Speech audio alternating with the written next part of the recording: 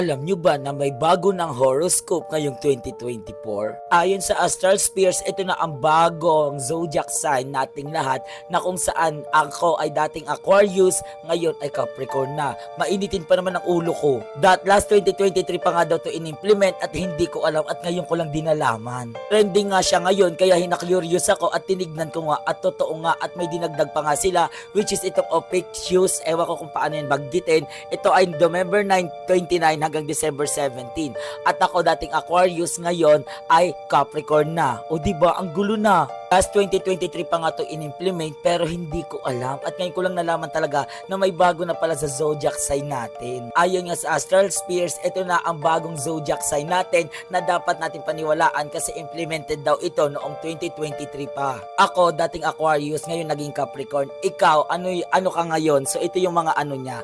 Ayan yung mga bago niyang date na kung saan